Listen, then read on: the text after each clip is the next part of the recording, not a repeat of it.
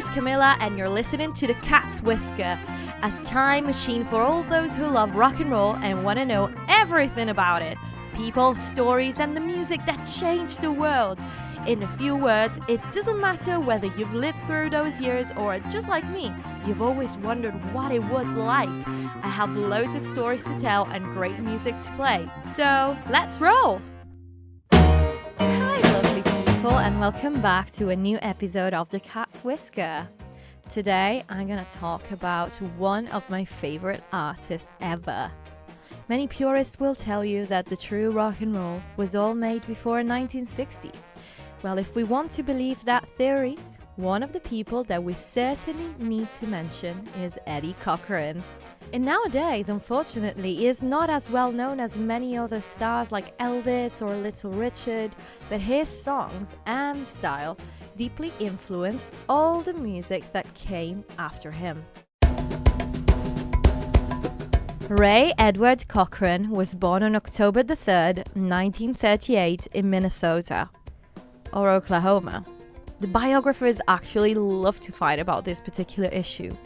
One thing is for sure though, he loved music from the get-go, and interestingly enough, his first instrument was the drums. He joined the school band when he was only 12, and after the drums he started playing the trombone.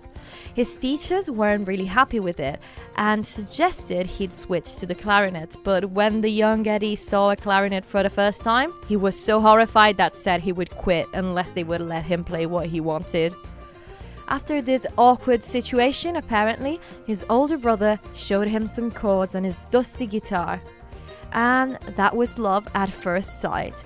Eddie started playing and picked it up very, very quickly. Not long after, Eddie left his family home to move to his brother's in California. I'm not sure if this is true, but I found an amazing anecdote about his moving. 2 cars were completely packed with stuff, and even if there was literally no room left, Eddie would still not give up on the desire of taking his guitar with him. His mum looked at him and said, "For pity's sake, Eddie, with all the other odds and ends that we have to carry, that guitar isn't the prized possession in this household, you know?" And he said, "Possession, Mum? This guitar is my best friend." Soon after moving to Bell Gardens, California, he starts playing more and more and soon becomes friends with 2 like-minded kids who played upright bass and lead guitar, and they all started a trio together. They used to rehearse in the back of a music shop whose owner would be the person that would sell Eddie his famous Gretsch 6120. Within a couple of years, the group plays at different venues and Eddie gets better and better. He could pick up a melody really quickly, and his playing style emulated the one of his idols, Chet Atkins and Joe Maphis. He would religiously listen to the records to figure out what they were playing, and he usually didn't have to listen to a song many times before mastering it to perfection. He was a natural. It was October 1954 when he saw a band called Richard Kay and the Shamrock Valley Boys at the American Legion Club. In between sets, Eddie starts chatting to them, and they even let him get on stage for a few numbers. That's how he becomes friends with the band's rhythm guitarist, who tells Eddie, "You should meet this guy. He's a professional singer and he's looking for someone to start a band with." His name is Hank Cochran. I know what you're thinking. A long-lost brother? A cousin? Nope. They just happen to have the same surname. Not long after that concert, Eddie and Hank met. And that's how, at the beginning of 1955, when he was only 16, Eddie decides to leave school and start a band with Hank. Eddie would play lead guitar and sing harmonies, whilst Hank became the lead vocalist and rhythm guitarist. The two will be then known as the Cochran Brothers. Not long after, bassist Billy Watson joined them. Life on the road was stressful, but interesting.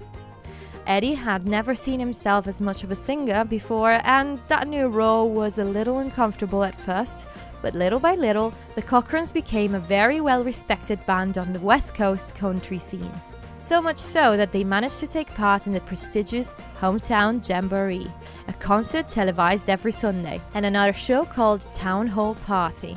That was an amazing opportunity to showcase their talent and climb the ladder of success. That's how they get noticed by a small music label called Echo.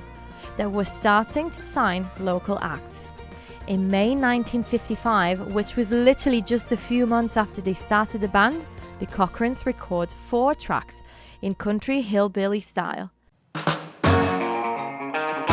When Hank and Eddie listened to Elvis Presley for the first time and saw him in Dallas in 1955, that's when they realized their music was changing forever. They were absolutely in awe of him and religiously listened to his records and watched his television appearances. That created a big switch in their music. They decided to leave country and pursue rock and roll. They wanted to be famous, and things started to change for the better when in October 1955, whilst buying a new set of strings, Eddie meets Jerry Capehart, definitely a key character in this story. Jerry Capehart was a songwriter, but not really much of a singer, and was desperately looking for someone to demo his songs. Soon, the Cochrans and Capehart start working together and building a very strong artistic collaboration. And even if Capehart wasn't a singer, his enthusiasm was infectious, and that really made him an amazing salesman for the band. These are the qualities that will soon make him Eddie's mentor, manager, and co-writer of many songs.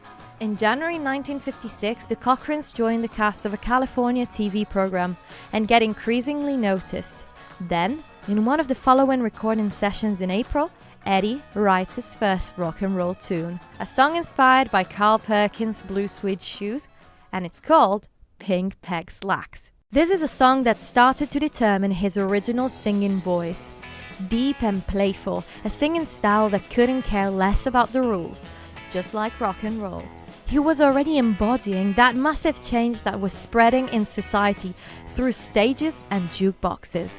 Especially when Elvis started, everyone knew that if you wanted to do rock and roll, you needed to stand out. But that's not the only reason why Eddie Cochran should really be there on the altar of the rock and roll kings.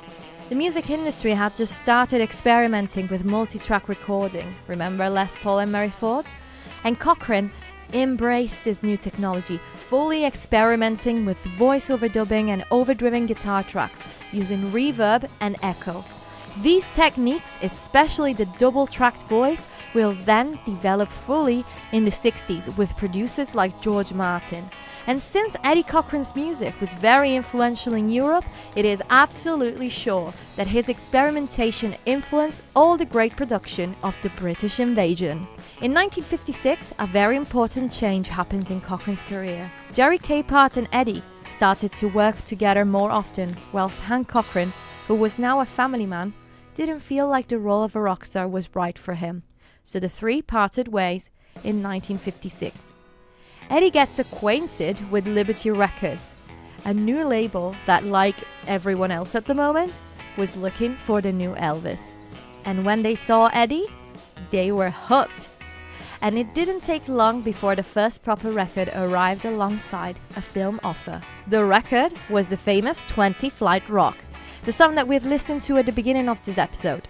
Not many know that Cochran worked only on one of the final drafts of the lyrics and on the music, because the words were written by Nelda Fairchild, a talented woman that didn't really fancy a life in the limelight and used to sell her songs and perform in small bands to help out her family. Only 3 people can be heard on the recording.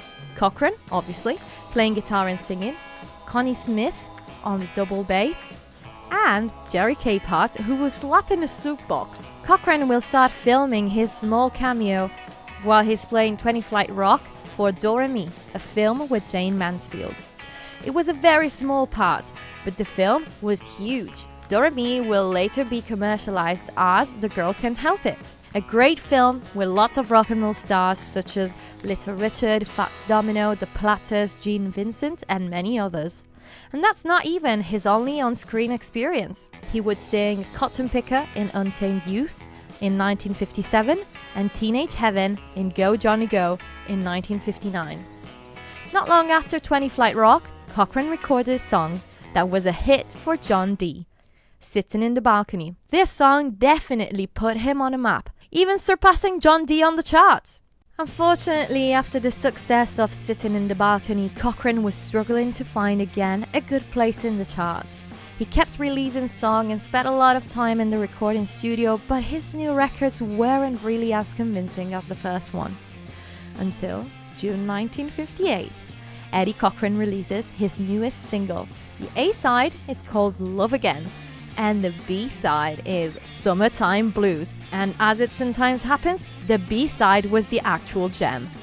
The DJs kept playing it and it got to number 8 in the Hot 100. It is an amazing song in pure rock and roll style. The struggle of being a teenager, having to work to earn pocket money, hearing your parents call you a slacker, and not being able to go out with your girlfriend. This song spoke to a generation, and so many acts covered it, even the Rolling Stones and The Who. And since Summertime Blues worked, Cochran and Capehart immediately thought of a very similar and winning combination in the form of Come On Everybody. I'm not gonna lie, the two songs are very similar, but can be enjoyed each one in its own way. I have to admit it though, Summertime Blues is my favorite. What about you? Let me know. It's during these years that Eddie starts a relationship with songwriter Sharon Sheeley. She had been following him for 2 years, hoping that he would fall in love with her, and when they finally confessed their love to each other at a New Year's party, the two quickly got engaged.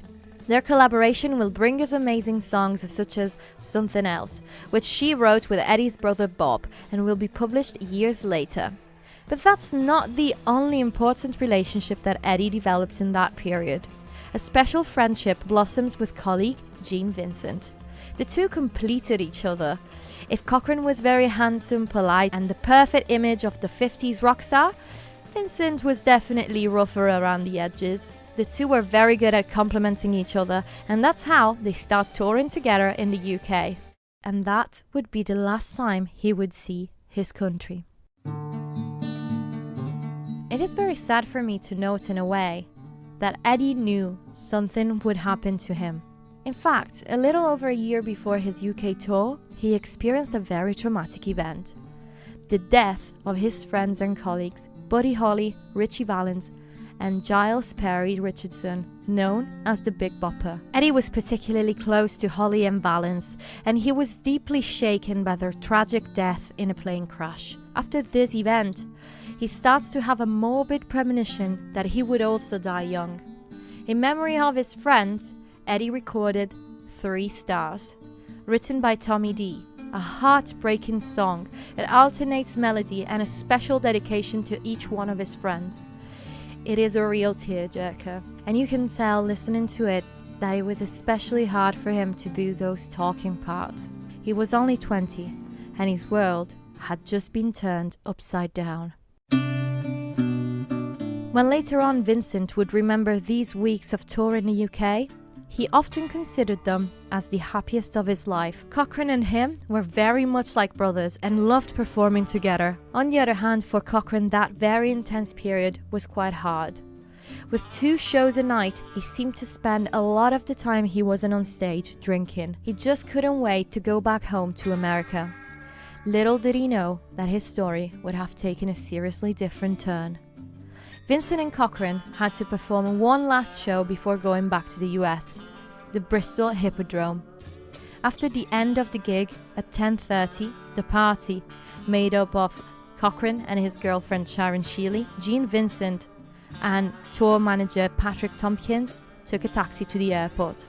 It was a 100-mile trip, and the 19-year-old driver, interestingly enough named George Martin, wanted to make sure everyone got to Heathrow in time for the 1 o'clock plane. After taking a wrong turn, the driver decides to change route and goes back where he came from.